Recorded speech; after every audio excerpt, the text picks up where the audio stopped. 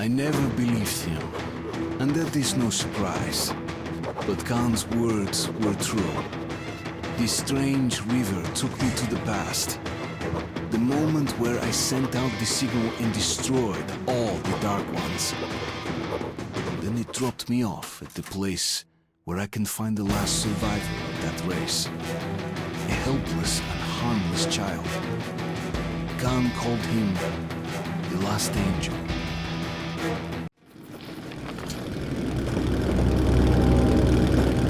The train's somewhere around here. I have this feeling. You hear that? That's the train! You are right! Hurry! We've got to catch it!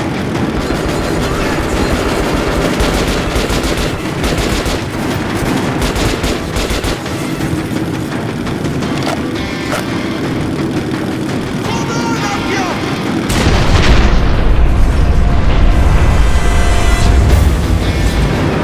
Hold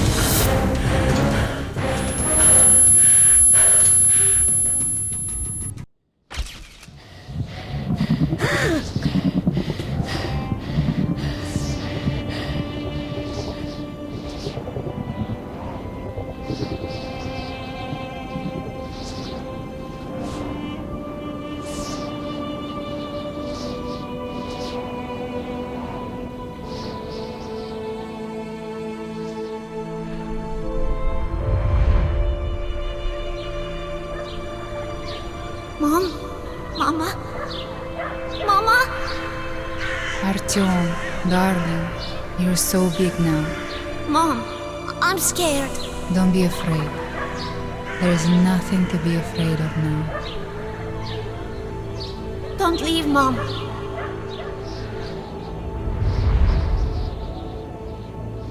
I'm all alone now. You're not alone. You're the first. We remembered you and were waiting. We could remember all the thoughts of our race. And you killed everyone. And now I'm alone.